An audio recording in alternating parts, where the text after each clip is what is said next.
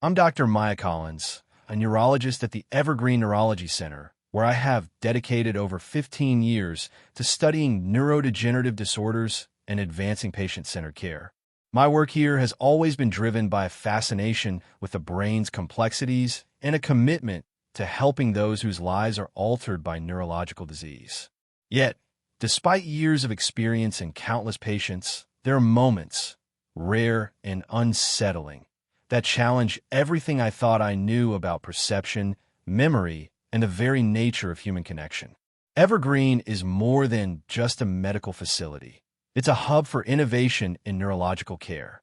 We are equipped with cutting-edge neuroimaging technology and staffed by a multidisciplinary team, including neurologists, neuropsychologists, radiologists, and therapists, all committed to unraveling the mysteries of the brain while providing compassionate care. This environment has allowed me to witness the extraordinary breadth of neurological phenomena, from classical presentations of Parkinson's and Alzheimer's disease to the more elusive and enigmatic cases that defy straightforward diagnosis. One such encounter occurred not long ago, and it remains vivid in my memory because it challenged the boundaries of what neurology can explain. It began with an unexpected and peculiar event. A patient who arrived at Evergreen bearing an uncanny likeness of my own face, drawn, sketched meticulously, and labeled with my name, before we had ever met. This was not a casual sketch or an abstract representation, but an astonishingly accurate portrait, rendered with detail and care that suggested more than a passing familiarity. It was as if he had looked directly into my eyes and captured my essence on paper. The patient's name was Thomas, a middle-aged man with mild cognitive disturbances, though nothing overtly alarming in his neurological profile. He came to us seeking help for vague complaints, occasional memory lapses, brief moments of disorientation. But what truly perplexed me was his insistence that he knew me intimately, despite never having met or spoken to me before. And then there was the drawing, a face that was unmistakably mine, labeled simply Dr. Maya Collins. It was as if the boundaries between patient and physician, observer and observed, had blurred in a way that defied conventional understanding. This encounter unsettled me deeply, not only because of its strangeness, but because it forced me to confront the limits of neurological science. How could someone who had never seen me produce such an accurate image? Was this a trick of memory or perception, a manifestation of subconscious processes, or something more inexplicable? The questions seemed to multiply with every passing day.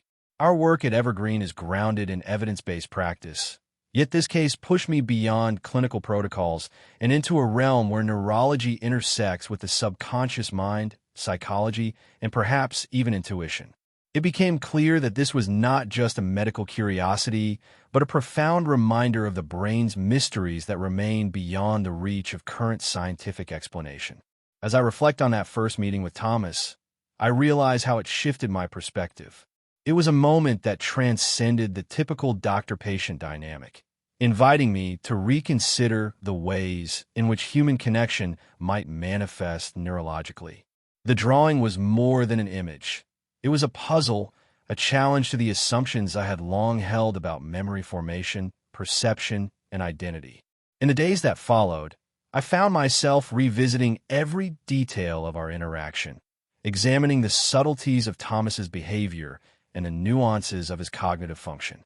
I questioned whether this could be an extraordinary coincidence or if there were underlying neurological mechanisms we had yet to understand.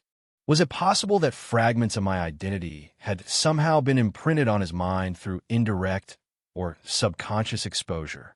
Or could this represent a phenomenon that transcended conventional neuroscience altogether? The Evergreen Neurology Center has always encouraged inquiry and collaboration, and so I began to assemble a team to explore this enigma.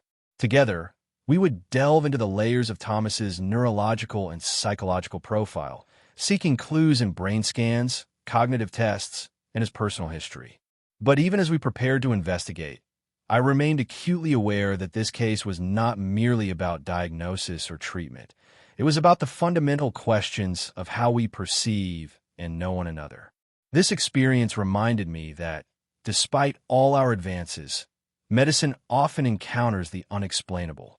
It's a field where certainty is elusive and where every patient carries within them a story that may challenge our understanding. Thomas's drawing was a testament to that complexity, a symbol of the intricate interplay between the brain's known pathways and the mysteries that lie beyond. As a neurologist, I am trained to seek patterns, to find explanations rooted in anatomy and physiology. Yet sometimes, the brain offers phenomena that resist categorization, prompting humility and curiosity in equal measure. In those moments, we are reminded that the mind is not just a biological organ, but a profound enigma shaped by experience, memory, and perhaps dimensions we have yet to grasp. The case of Thomas and his drawing of my face opened a door to questions I had never anticipated. It was a reminder that neurology is not just about diseases and deficits, but about the essence of human connection, the invisible threads that bind us, sometimes in ways we cannot fully explain. It remains a story that compels me to listen more carefully, to remain open to the unknown, and to embrace the mysteries that make our work both challenging and profoundly meaningful. As we embarked on the journey to understand Thomas and his remarkable drawing, I felt the familiar mix of excitement and uncertainty that defines the practice of neurology. It was a case that would test our knowledge, our methods, and perhaps most importantly, our willingness to confront the boundaries of science with openness and wonder. Evergreen Neurology Center is more than just a clinic. It is a beacon of innovation where the boundaries between technology and human experience converge. Our facility is outfitted with some of the most advanced neuroimaging tools available. Functional MRI scanners that map brain activity with remarkable precision, diffusion tensor imaging that traces the intricate pathways of neural connections, and high-density EEG systems that capture the brain's electrical symphony in real time. These technologies empower us to peer into the living brain, unraveling mysteries that were once beyond reach. But technology alone does not define Evergreen. We have cultivated a truly interdisciplinary approach, bringing together neurologists, neuropsychologists, radiologists, speech therapists, occupational therapists, and art therapists to collaborate closely.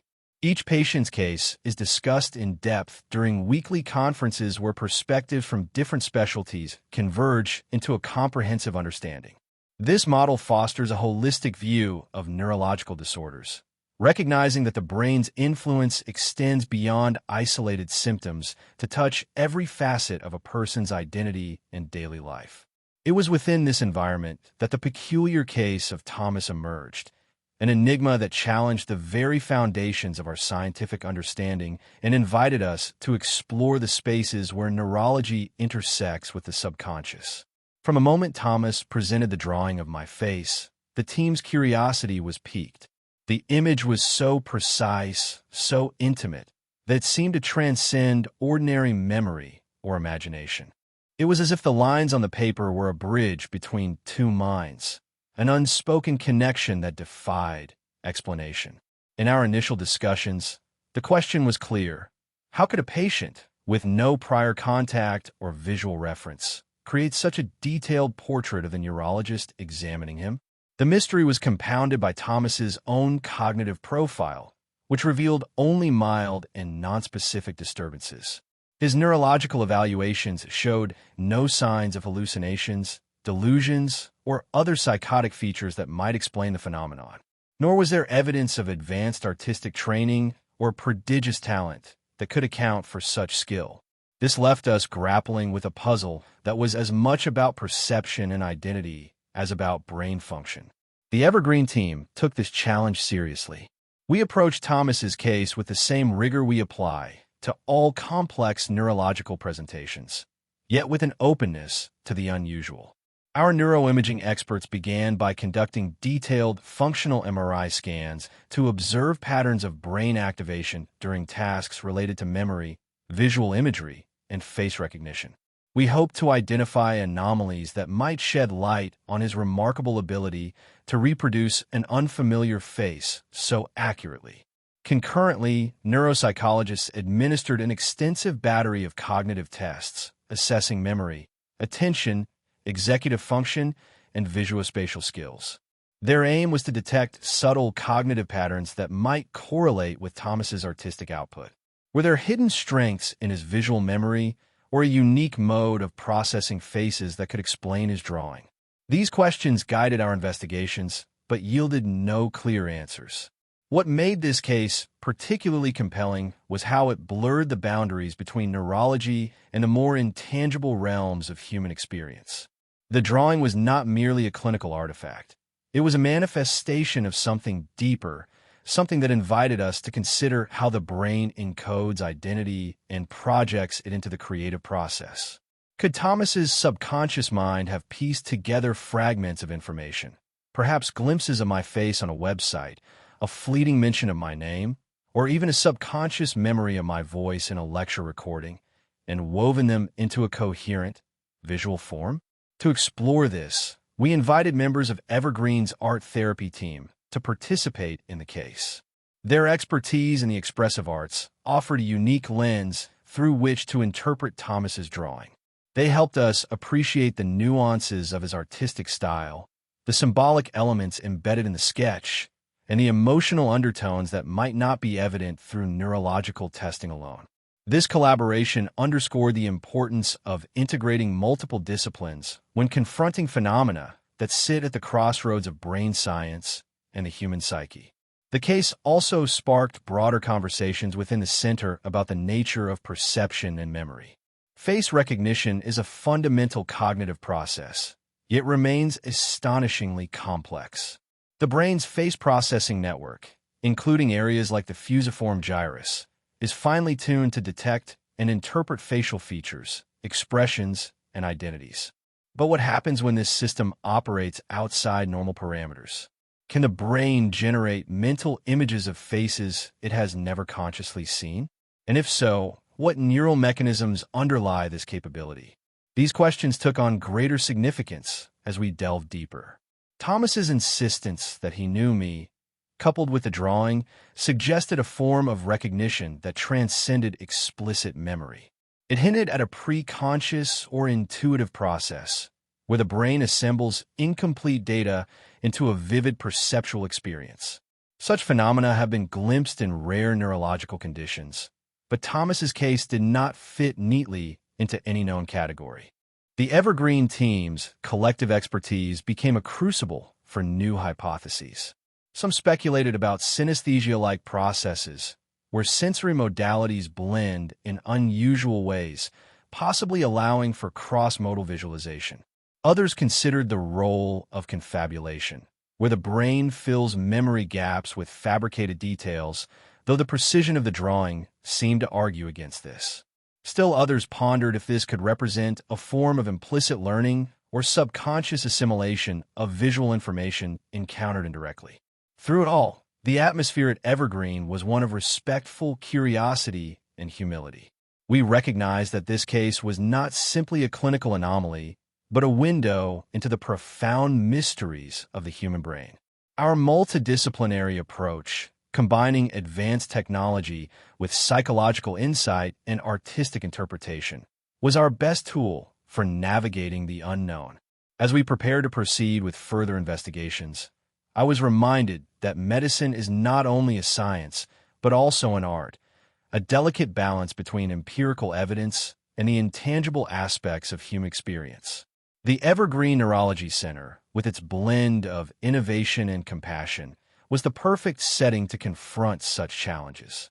Thomas's case had already begun to shift our perspective, encouraging us to look beyond conventional frameworks and embrace the complexity of neurological phenomena. It underscored how the brain, in all its intricacy, can surprise us with manifestations that defy easy explanation. And it reaffirmed the importance of interdisciplinary collaboration in illuminating the shadows that still linger in our understanding of the mind. In this space, where technology meets empathy and science meets mystery, we stood ready to explore the enigmatic intersection where neurology and the subconscious converge.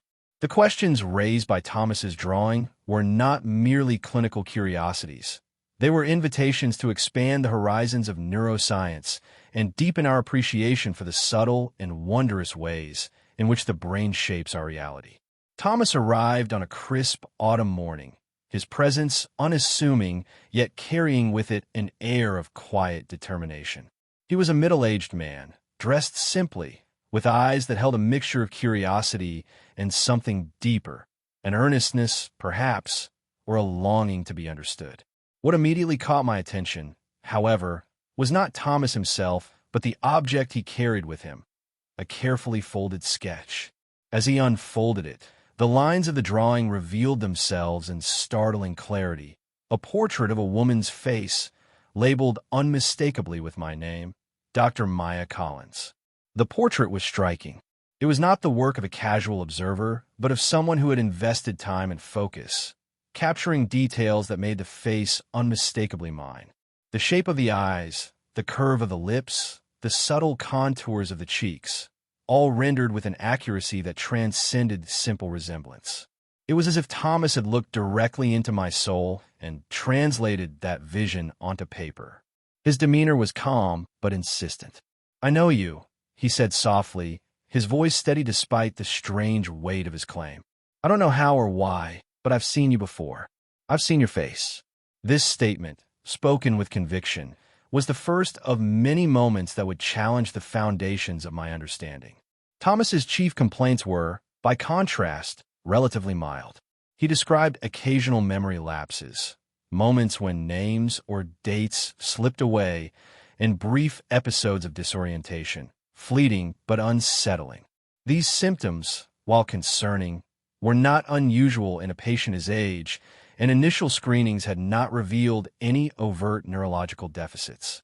Yet, beneath these surface concerns lay a far more puzzling narrative, one that intertwined with the uncanny drawing he presented. During our first consultation, I observed Thomas closely. He was articulate, coherent, and engaged, answering questions with clarity and thoughtfulness.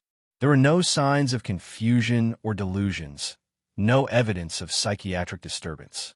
Yet his insistence on knowing me, despite never having met me, was a profound anomaly. He spoke as if our connection was real, not imagined, a link forged in some unknown space. I asked him about the drawing. "When did you make this?" I inquired gently. He explained that it had been created over several days, a process driven by a persistent image in his mind that he could not shake. He had no formal art training, he said, but felt compelled to capture the face as it appeared to him. The sketch was both a record and a revelation, a tangible expression of something he could not otherwise explain. Thomas's story deepened as we spoke further. He recounted moments when the face would emerge unbidden in his thoughts, a vivid presence that accompanied him through his daily life. This was not a fleeting hallucination, but a persistent and detailed image, one that seemed to hold significance beyond mere memory. He was unable to explain why this image had taken root or what it meant, only that it was real to him. The paradox was striking.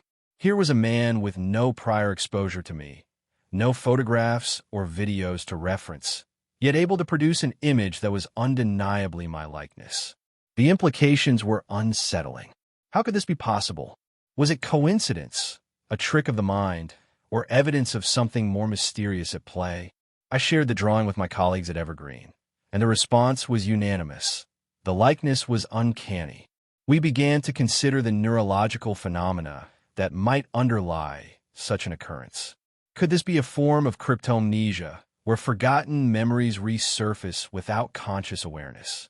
Or perhaps a case of subconscious assimilation, where fragments of information gathered from indirect sources coalesce into a coherent image? Yet Thomas denied any such exposures. He had never attended any lectures I had given, had not read any articles or seen photographs. His life, as he described it, was far removed from the circles in which I operate. This self-reported isolation from any direct reference to me added another layer of complexity to the case. As we proceeded, I conducted a thorough neurological examination. Thomas's cognitive testing revealed mild impairments in short-term memory and attention, but no deficits that could account for the extraordinary nature of his drawing. His language skills were intact, and his visuospatial abilities were within normal limits. There was no evidence of psychosis, nor signs of neurological diseases, such as dementia or stroke. Despite the normal findings, Thomas's conviction remained unwavering. He spoke of an intuitive knowing, a recognition that transcended rational explanation. He was not delusional or confused. Rather, he was anchored in a reality that seemed to exist beyond the conventional boundaries of experience. This encounter forced me to confront the limits of neurological science. Here was a case that defied categorization, challenging our understanding of memory, perception, and identity. It was as if Thomas's brain had accessed a reservoir of information not ordinarily available to conscious awareness, or perhaps had constructed an image from fragments too subtle to detect. The implications extended beyond the clinical. They touched on fundamental questions about how we perceive one another, how identity is encoded in the brain, and how the subconscious mind may influence conscious experience. Thomas's drawing was not just an artistic feat. It was a manifestation of the enigmatic processes that shape human cognition. In the days following our first meeting, I found myself reflecting on the nature of recognition and familiarity. Neuroscience has long studied the mechanisms of face perception, revealing dedicated neural pathways that allow us to identify and remember faces. But what happens when these pathways operate outside the usual parameters? Can the brain generate accurate mental images of individuals it has never consciously encountered?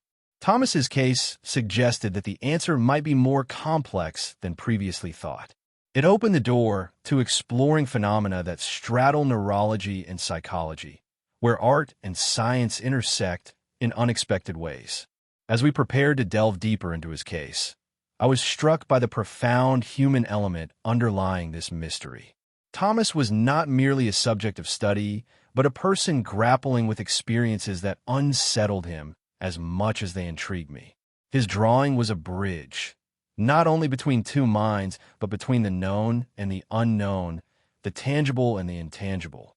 This encounter reminded me why I entered neurology in the first place: to explore the extraordinary capacities of the brain and to honor the stories of those who live with its mysteries.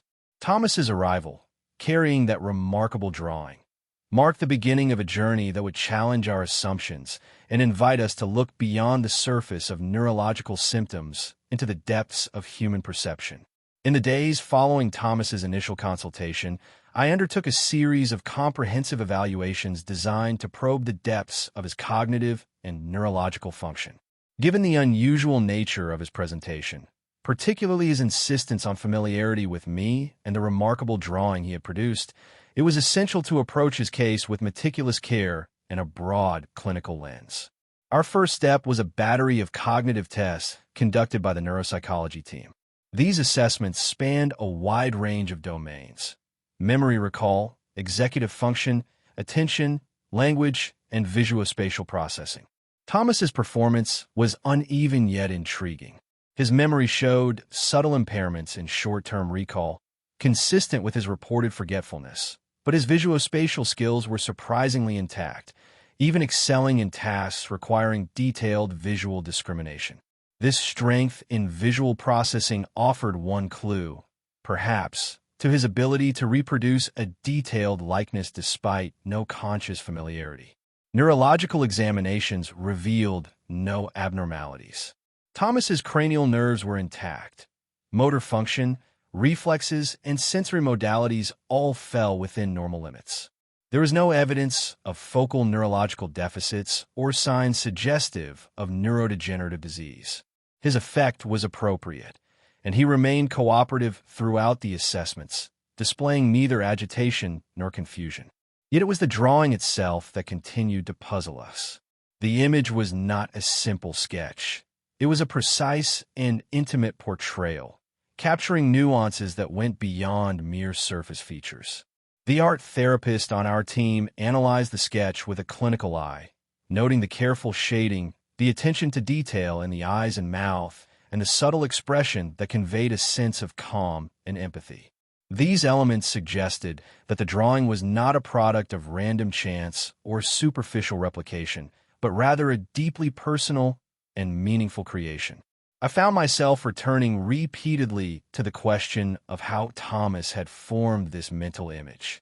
Our current understanding of face recognition involves a complex network of brain regions, including the fusiform face area, the occipital face area, and regions within the temporal lobe.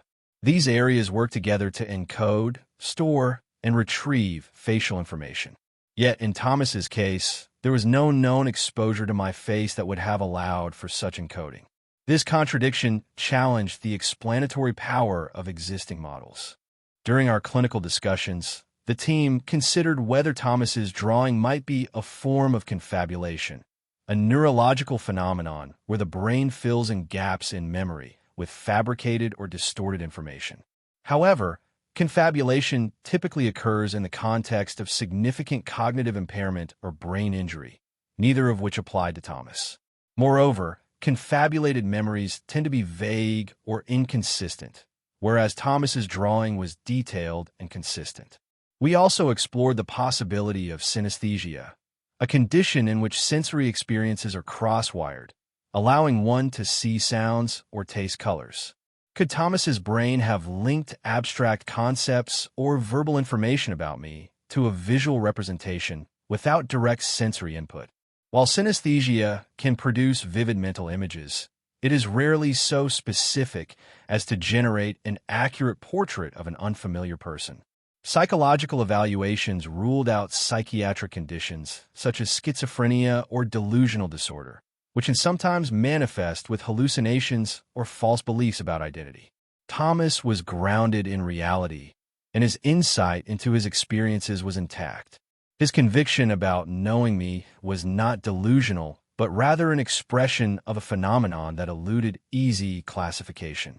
Throughout this process, I remained struck by Thomas's composure and clarity.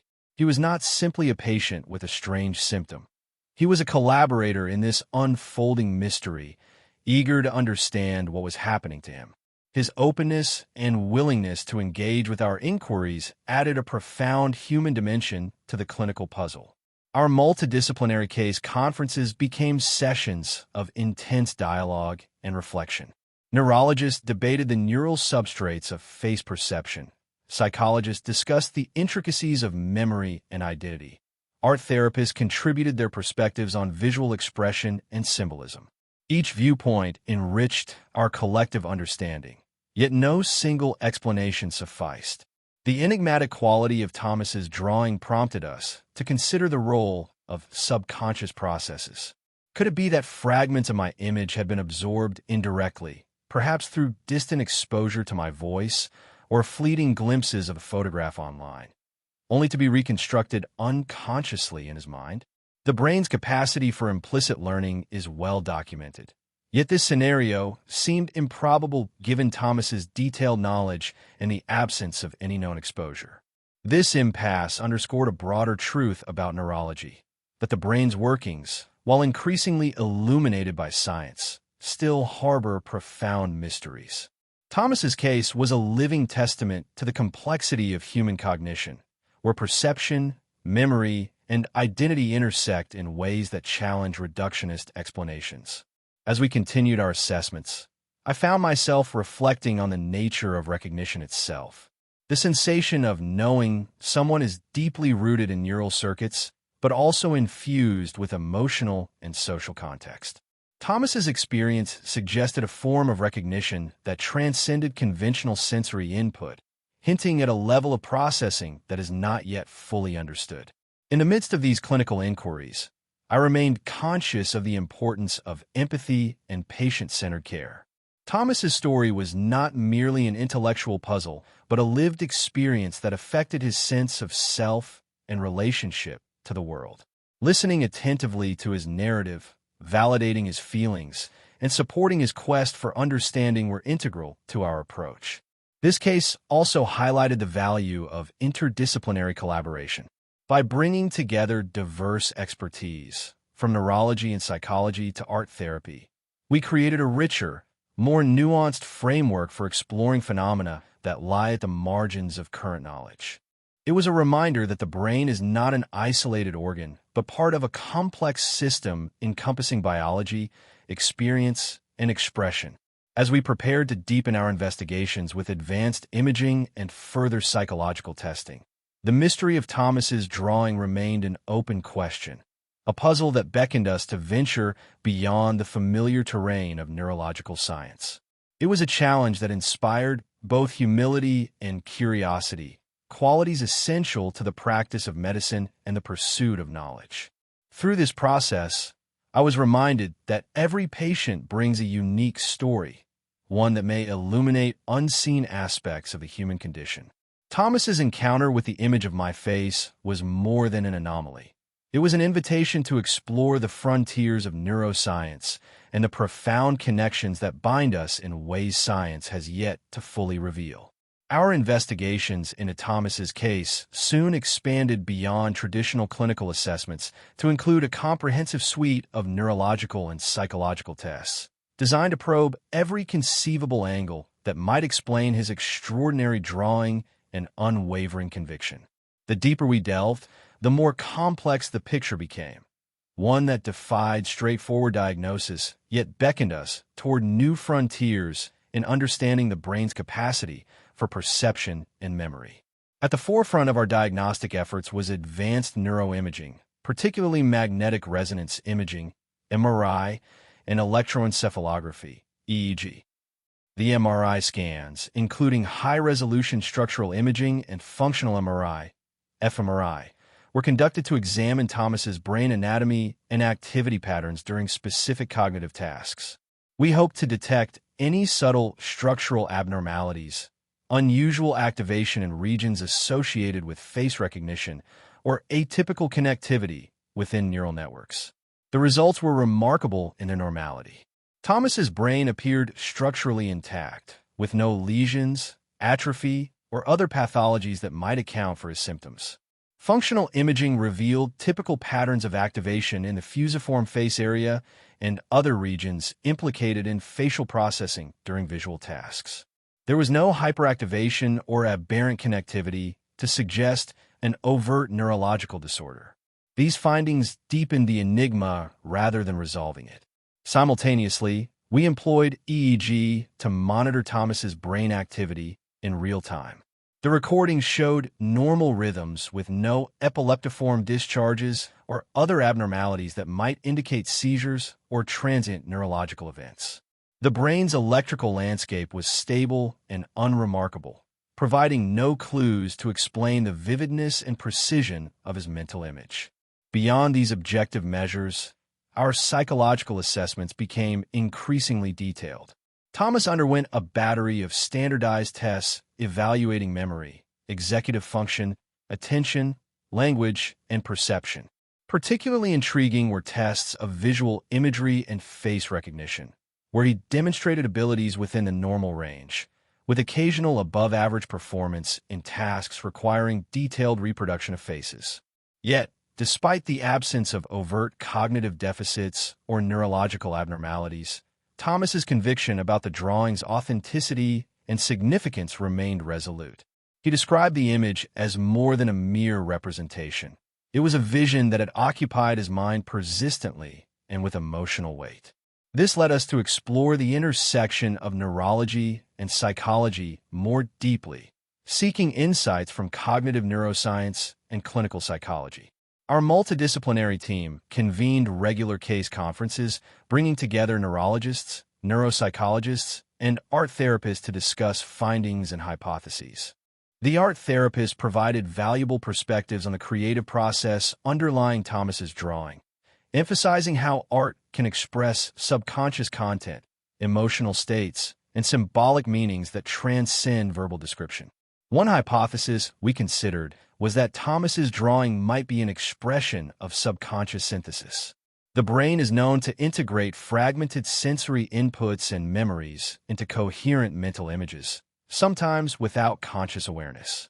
Could Thomas's mind have pieced together indirect or incidental impressions, perhaps a fleeting glimpse of my face on a lecture slide, a voice recording, or even a passing mention in media, and reconstructed them into a detailed portrait?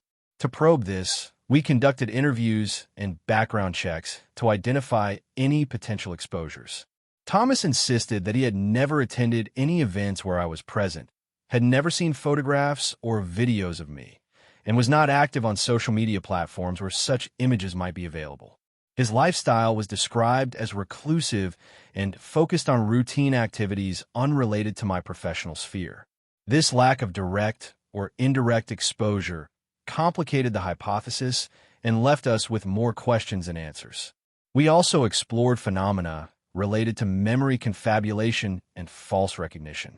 Confabulation typically arises in the context of brain injury or dementia, where patients unconsciously fabricate memories to fill gaps. Thomas exhibited no such impairments, and his recollections were consistent and coherent. False recognition, where individuals mistakenly identify unfamiliar stimuli as familiar, also seemed an unlikely explanation given the specificity and detail of the drawing. Another intriguing avenue was the consideration of synesthesia or other atypical cognitive phenomena. Synesthesia involves cross-modal sensory experiences, such as seeing colors when hearing sounds, and can sometimes enhance creativity and perception. While Thomas did not report synesthetic experiences, it raised the possibility that his brain might process sensory or conceptual information in unusual ways, facilitating the creation of vivid mental images without direct sensory input. Throughout this process, the psychological dimension of Thomas's experience gained prominence. We invited clinical psychologists to engage with him in sessions aimed at exploring the emotional and cognitive significance of the drawing. These sessions revealed that the image carried personal meaning for Thomas, serving as a focal point for his identity and a bridge to understanding his own cognitive experiences. Art therapy sessions further enriched our insights. Thomas was encouraged to create additional drawings and engage in expressive activities that allowed him to articulate feelings and perceptions that were difficult to verbalize.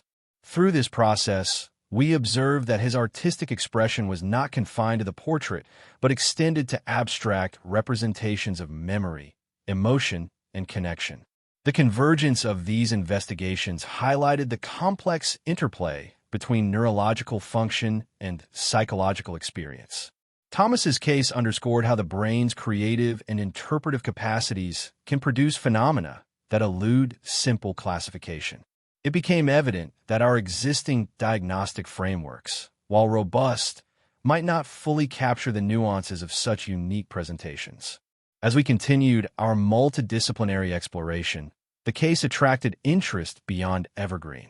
Cognitive neuroscientists and researchers specializing in creativity and perception expressed curiosity about Thomas's phenomenon.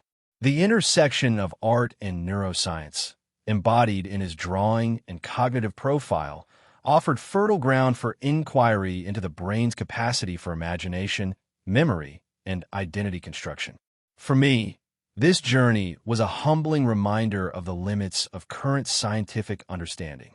Despite sophisticated technology and comprehensive testing, some aspects of human cognition remain elusive, residing in the interstices between conscious awareness and subconscious processing. Thomas's experience was a testament to that mystery, a living example of how the brain can surprise us with manifestations that challenge our assumptions.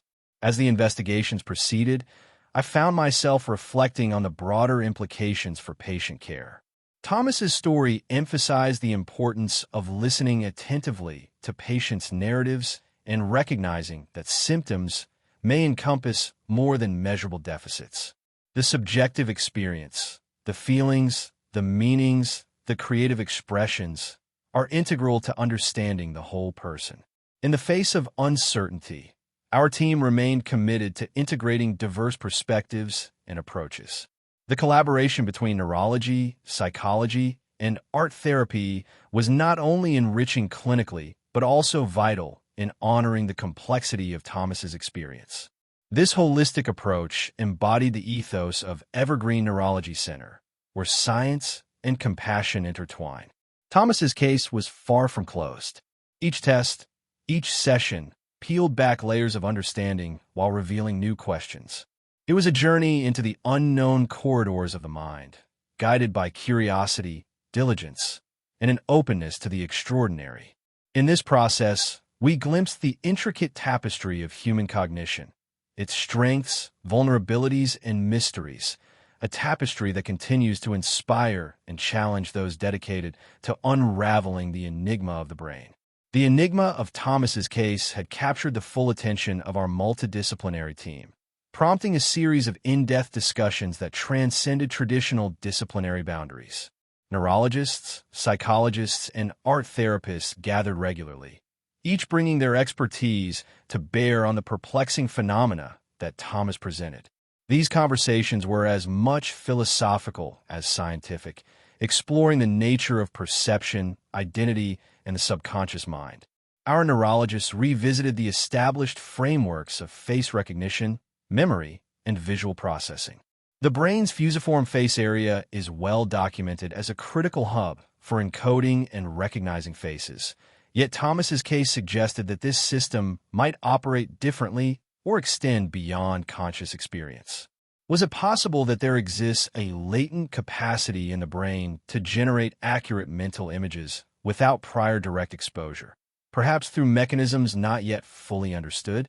Psychologists contributed perspectives on memory formation and retrieval, particularly the concept of confabulation and its variants. While Thomas did not fit the typical profile of confabulators, who often suffer from cognitive impairment, his unwavering conviction that he knew me invited consideration of more subtle memory distortions or subconscious fabrications. Could his brain be stitching together fragmented impressions, creating a coherent but erroneous representation that felt subjectively real? Art therapists provided a unique lens through which to interpret Thomas's drawing. They emphasized that artistic expression often transcends literal representation, serving as a conduit for subconscious thoughts, emotions, and symbolic meaning. This raised the possibility that Thomas's portrait was not merely a factual depiction, but also an embodiment of internal processes, emotional states, desires for connection, or identity exploration that might influence the image's accuracy and intensity. Together, the team explored hypotheses involving synesthesia, a neurological blending of sensory modalities. Although Thomas did not report classic synesthetic experiences, some speculated that his brain might engage in a form of cross-modal integration, synthesizing verbal or conceptual information into vivid visual representations. Such processes could potentially account for the creation of detailed mental images without direct sensory input. Another avenue of inquiry was the role of implicit memory and unconscious recognition. Neuroscience has revealed that the brain can process and store information without conscious awareness, influencing behavior and perception in subtle ways. Was it conceivable that Thomas had absorbed fragments of my image or identity through indirect exposure, perhaps overhearing conversations, glimpsing shadows, or perceiving contextual cues that his conscious mind could not recall, but that his subconscious mind had integrated into a mental portrait? These multidisciplinary dialogues underscored the limitations of current neuroscientific models in fully explaining Thomas's experience. The phenomenon straddled the intersection of neurological function and psychological interpretation, defying neat categorization. It became clear that a holistic approach, embracing both objective data and subjective experience, was essential. The team also considered the broader implications of such cases for understanding human cognition. Thomas's drawing challenged assumptions about the linearity of memory formation and the boundaries of perception. It suggested that the brain's creative faculties might operate in ways that blur the lines between reality and imagination, conscious and unconscious, known and unknown. Throughout these discussions, I found myself reflecting deeply on the nature of human connection. Thomas's insistence that he knew me, despite the absence of any direct interaction, raised profound questions about the neural underpinnings of empathy, recognition, and identity. Could there be mechanisms by which the brain forms bonds or perceptions that transcend sensory experience? Intuitive, or preconscious recognition that science has yet to elucidate? As these questions swirled, we remained grounded in the clinical imperative to provide compassionate care. Thomas's experience was not merely an intellectual puzzle, but a lived reality that shaped his sense of self and interaction with the world. Our multidisciplinary approach ensured that his psychological well-being was supported alongside neurological evaluation, recognizing the inseparability of mind and brain. In parallel, the art therapy sessions continued to offer valuable insights. Encouraged to explore his perceptions and emotions through drawing and other creative mediums, Thomas revealed layers of his inner world that verbal communication alone could not capture. These expressions sometimes echoed the themes of recognition and identity, hinting at subconscious processes influencing his experience. The collaboration among neurologists, psychologists, and art therapists fostered a rich, nuanced understanding of the case. It illuminated the importance of integrating diverse methodologies and perspectives when confronting phenomena that resist conventional explanation. Thomas's case became a catalyst for broader inquiry into the complexities of human cognition, creativity, and perception. This multidisciplinary journey also highlighted the evolving nature of medical practice, where rigid boundaries between specialties give way to fluid collaboration. At Evergreen Neurology Center, such synergy is cultivated as a core value, enabling us to approach patients like Thomas not just as carriers of symptoms, but as whole persons whose experiences challenge and enrich our scientific understanding. As we moved forward, our team remained committed to exploring all avenues, clinical, psychological, and artistic, to unravel the mysteries presented by Thomas. Each new insight, each hypothesis tested, brought us closer to appreciating the intricate interplay between the brain's biological structures and the intangible realms of the subconscious mind. Thomas's case was more than a medical curiosity. It was an invitation to expand the horizons of neuroscience and psychology, to embrace the uncertainties inherent in studying the human brain, and to honor the profound complexities that define our cognitive and emotional lives. In this collaborative spirit, we continued our work, driven by a shared commitment to discovery and compassionate patient care. In the quiet moments between consultations and case conferences, I found myself reflecting deeply on the enigmatic encounter with Thomas and the profound questions it raised about the nature of patient connection and the mysteries of neuroscience. His case was unlike any I had encountered before, a vivid illustration of how the brain's workings extend beyond the boundaries of established knowledge, challenging assumptions and inviting new ways of thinking.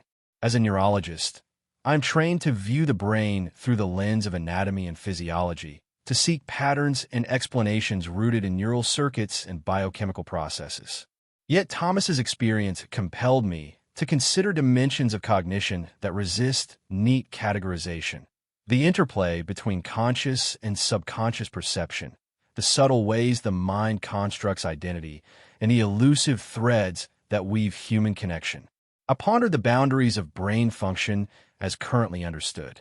Our models of perception and memory are built on extensive research, yet they often focus on explicit, conscious processes.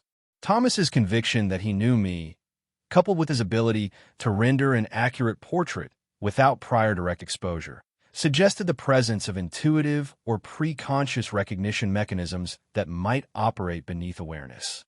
Could the brain possess latent capacities for assembling fragmented impressions into coherent images, bridging gaps in knowledge through subconscious synthesis? This line of thought led me to question how much of our interpersonal understanding is mediated by conscious perception versus implicit, nonverbal cues processed beneath the surface. Neuroscientific studies have begun to uncover pathways involved in empathy and social cognition, complex networks that enable us to infer others' emotions and intentions without explicit communication. Might Thomas's experience be an extreme manifestation of such processes, where the brain reaches beyond sensory data to form a sense of familiarity? The notion of intuitive recognition has long fascinated philosophers and psychologists, often described as a gut feeling, or an unexplainable sense of knowing. In Thomas's case, this intangible familiarity took on a concrete form, a detailed drawing of my face, rendering the abstract tangible. It was a reminder that the brain's creative faculties can blur the lines between perception and imagination, between memory and invention. These reflections also prompted me to consider the role of patients' subjective experiences in medical practice. In neurology, we often prioritize objective findings, imaging results, cognitive scores, electrophysiological data. Yet Thomas's case underscored the importance of attending to the qualitative dimensions of experience, the narratives that give meaning to symptoms. His drawing was not merely a clinical oddity, but an expression of his lived reality, a window into the ways his mind sought to understand and connect. This awareness deepened my sense of empathy. I recognized that patients bring to the consultation room not only their physical symptoms, but also their fears, hopes, and deeply personal stories. Engaging with these narratives requires humility and openness, qualities that are as vital as clinical expertise. Thomas's journey reminded me that medicine is as much an art as a science, a relationship built on trust and mutual exploration. I also contemplated the implications of Thomas's case for neuroscience research. It highlighted the gaps in our understanding of how the brain integrates sensory input, memory, and creativity.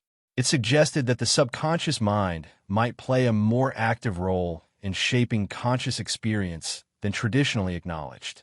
Exploring these frontiers could open new avenues for understanding memory disorders, perceptual anomalies, and even the mechanisms underlying artistic expression. At the same time, I was mindful of the need to balance scientific curiosity with patient-centered care. While Thomas's case was intellectually compelling, it was paramount to ensure that our investigations supported his well-being and addressed his concerns.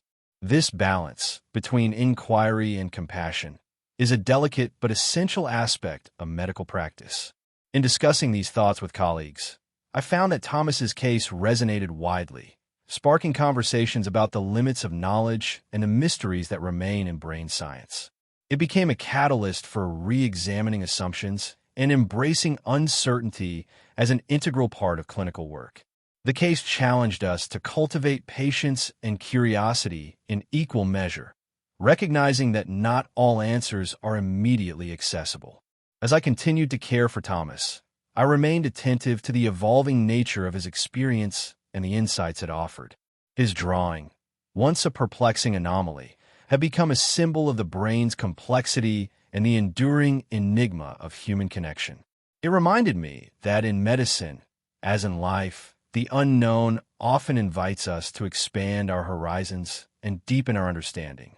Ultimately, Thomas's story reinforced a fundamental truth, that the practice of neurology is not solely about diagnosing and treating disorders, but about engaging with the profound intricacies of the human mind. It called on me to embrace both the measurable and the ineffable aspects of cognition, to listen deeply, and to honor the rich tapestry of experience that each patient brings. In this spirit, I approached each day with renewed openness, aware that the brain's mysteries are vast and that every encounter holds the potential to teach us something new, not only about science, but about the human condition itself. Thomas's case was a powerful reminder that medicine is a journey into the unknown, guided by empathy, curiosity, and the courage to question what we think we know. During one of our follow-up sessions, Thomas shared a revelation that added a surprising layer to the unfolding mystery. He recounted an experience that, until then, had seemed peripheral but now demanded attention. Several months before seeking care at Evergreen, he had attended a public lecture on neuroscience at a local community center. Though he had no recollection of the speaker's face, he distinctly remembered hearing the name Dr. Maya Collins mentioned during the event. This nugget of information, though seemingly minor, opened a new avenue of inquiry into how his brain might have subconsciously constructed the image that had become so vivid and persistent. Thomas described the lecture as a brief encounter in his routine life, an event he had attended out of general interest, without particular focus on the speakers. He recalled sitting near the back, listening to various experts discuss advances in brain imaging and neurological disorders. His memory of the content was fragmentary at best, and he had no conscious visual memory of any presenter's face. Yet, the name Dr. Maya Collins had lodged itself in his mind, repeated several times by the moderator, and somehow this auditory imprint seemed to have taken root. This new detail prompted a reconsideration of earlier assumptions. Perhaps Thomas's mental image was not conjured from thin air, but was a subconscious reconstruction formed from piecemeal impressions, sounds, names, fleeting glimpses that his conscious mind failed to assemble coherently. The brain's capacity for implicit learning and unconscious memory processing is well documented, allowing individuals to absorb information without explicit awareness. Could Thomas's sketch be the product of such processes, a visual synthesis of fragmented auditory and contextual cues? Intrigued, our team revisited the concept of cryptomnesia, a phenomenon where forgotten memories resurface without recognition as memories, often mistaken for original ideas. Cryptomnesia can lead to the unintentional reproduction of information believed to be novel or self-generated. In Thomas's case, the auditory exposure to my name, combined with subconscious assimilation of indirect cues, may have seeded a mental image that he later expressed through art, believing it to be an original and intimate recognition. We also consider the possibility that Thomas might have unconsciously absorbed visual information from ancillary sources. For instance, he might have seen a photograph of me in a conference brochure, an article, or online media without consciously registering it. Even brief, incidental exposures can be encoded subliminally, influencing mental imagery and memory formation. The brain's remarkable ability to integrate such fragments into coherent mental constructs is both a testament to its complexity and a challenge for scientific understanding. This hypothesis offered a plausible framework reconciling Thomas's insistence on familiarity with a lack of direct visual experience. It suggested that his drawing was not a supernatural or inexplicable phenomenon, but rather an extraordinary example of the brain's creative and reconstructive powers operating beneath conscious awareness. To explore this further, we engaged Thomas in detailed interviews focused on reconstructing his activities and potential exposures during the weeks and months preceding his drawing. He was remarkably cooperative, and while no definitive source of visual information emerged, the process underscored the subtlety with which the brain can assimilate and transform sensory input. Our neuropsychological assessments were adapted to include tests of implicit memory and recognition, designed to detect subconscious knowledge of faces and names. Results showed mild implicit recognition biases toward images related to the neurological field, though these findings were preliminary and required cautious interpretation. This emerging understanding shifted the narrative from one of mystery to one of remarkable cognitive synthesis. Thomas's brain had, perhaps unknowingly, woven together threads of experience, names heard, context glimpsed, fragments of visual data, into a vivid, coherent image that he then externalized through his art. This process, while extraordinary, was consistent with known mechanisms of memory consolidation and creative expression. Reflecting on this, I was struck by the profound implications for our understanding of memory and identity. The brain does not merely record experiences like a camera.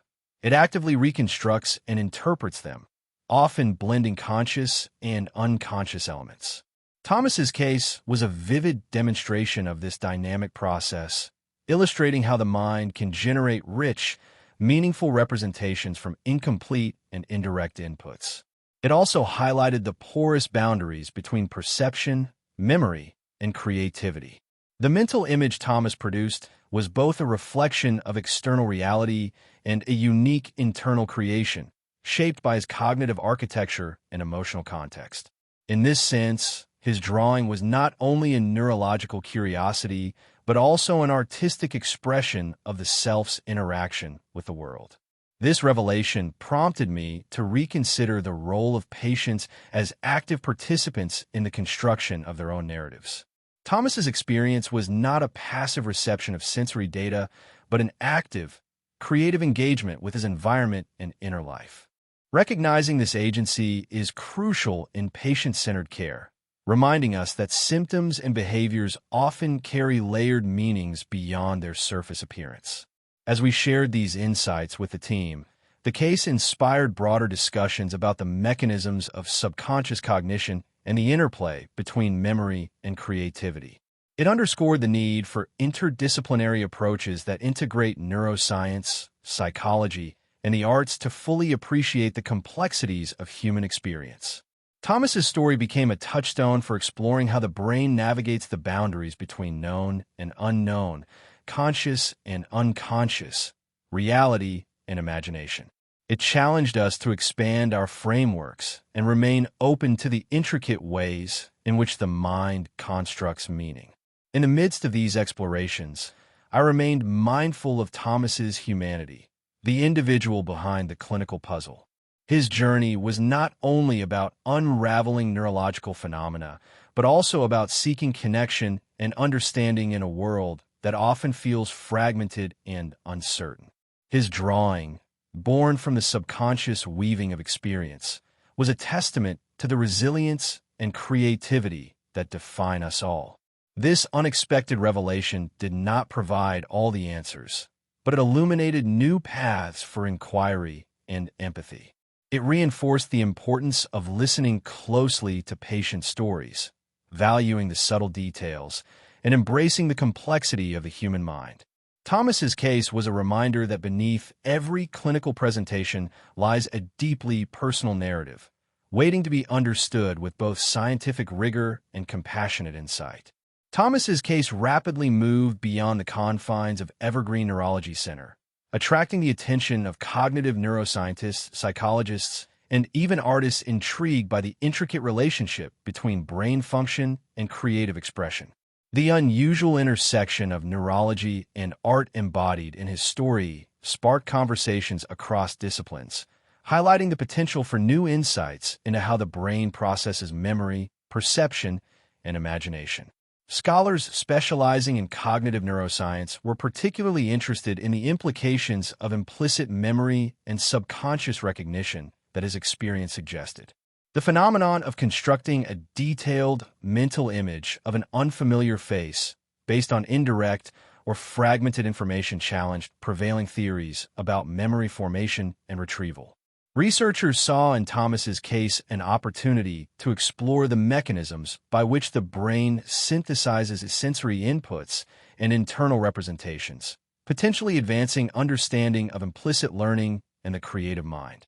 Artists and art therapists also found resonance in Thomas's journey, recognizing how his drawing exemplified art's capacity to reveal hidden aspects of cognition and emotion. His portrait, created without direct visual reference, became a symbol of the unconscious mind's power to generate meaningful imagery. This connection inspired collaborations between neuroscientists and artists seeking to bridge empirical research and creative practice, fostering dialogues about the neural underpinnings of artistic inspiration. Within Evergreen, Thomas's case prompted a reevaluation of clinical approaches to neurological and psychological phenomena that defy easy classification. It underscored the importance of embracing interdisciplinary methods, integrating neurological assessment with psychological insight and expressive therapies. This holistic perspective enriched patient care, allowing us to address not only symptoms, but also the complex cognitive and emotional landscapes that shape individual experience. For me personally, the case inspired a renewed commitment to expanding the boundaries of medical practice. It highlighted the need to cultivate openness to the unexpected, to value patients' narratives as sources of knowledge, and to foster collaboration across specialties. Thomas's story became a catalyst for incorporating a more holistic view of patients' neurological and psychological experiences into my clinical work. Building on this momentum, Evergreen initiated research projects aimed at investigating the cognitive and neural correlates of subconscious perception and artistic creativity.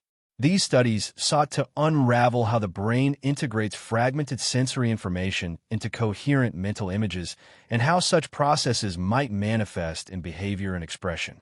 Thomas's case was a foundational reference point, guiding inquiry and hypothesis generation.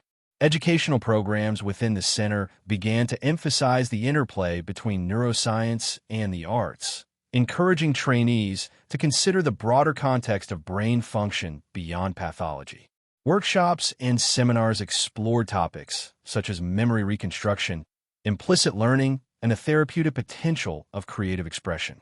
This interdisciplinary education fostered a culture of curiosity and empathy among clinicians and researchers alike. Thomas himself became an active participant in these developments. He engaged with researchers and therapists, contributing his perspectives and experiences to ongoing discussions. His involvement underscored the reciprocal nature of medical inquiry, where patients are collaborators whose insights enrich scientific understanding and clinical practice. The broader medical community also took note. Conferences featured presentations on the case, sparking debates about the limits of current diagnostic frameworks and the potential for integrating subjective experiences into neurological assessment. The story resonated with clinicians grappling with atypical presentations, offering a model for approaching complexity with humility and innovation. At its core, Thomas's journey illuminated the profound interconnectedness of brain, mind, and creativity. It challenged reductionist views that separate neurological function from psychological experience, urging a more integrative approach that honors the richness of human cognition. This perspective has implications not only for research, but for the compassionate care of patients navigating the uncertainties of neurological and cognitive disorders. As I reflected on these developments, I recognized that Thomas's case was emblematic of medicine's evolving nature, a field that must balance empirical rigor with openness to the unknown, that must integrate science with art, and that must place the patient's lived experience at the heart of care. His story reaffirmed my belief that the most meaningful advances often arise at the intersections between disciplines, between knowledge and mystery, between clinician and patient. Continuing this journey, I remain committed to fostering interdisciplinary collaboration, to nurturing curiosity, and to embracing the complexity and nuance that define neurological practice. Thomas's experience has become a beacon, guiding us toward a future where medicine is not only about healing, but about understanding the profound depths of the human mind. In this spirit, Evergreen Neurology Center continues to explore the frontiers illuminated by Thomas's case, striving to translate insights into improved care and deeper knowledge. His story is a testament to the power of interdisciplinary inquiry and the enduring mysteries that inspire us to learn, to listen, and to connect. Years have passed since Thomas first walked through the doors of Evergreen Neurology Center, clutching that uncanny drawing of my face. His story has become a touchstone within our community, a vivid example of the complexity of human cognition and the enduring mysteries that still challenge neuroscience. Thomas's journey transcended the boundaries of a single clinical encounter. It evolved into a profound exploration of how the brain, mind, and identity intertwine in ways we are only beginning to understand. Reflecting on his case now, I am struck by how it reshaped my approach to medicine and deepened my empathy. Thomas's experience reminded me that beneath every symptom lies a human story, rich with nuance and meaning. It taught me to listen not only for clinical signs, but for the subtleties of perception, memory, and emotion that shape a patient's reality. His drawing was more than an image. It was a window into his inner world, a bridge connecting us in shared inquiry and understanding. The complexities Thomas presented challenged the conventional paradigms of neurology, prompting us to embrace a more holistic and interdisciplinary perspective.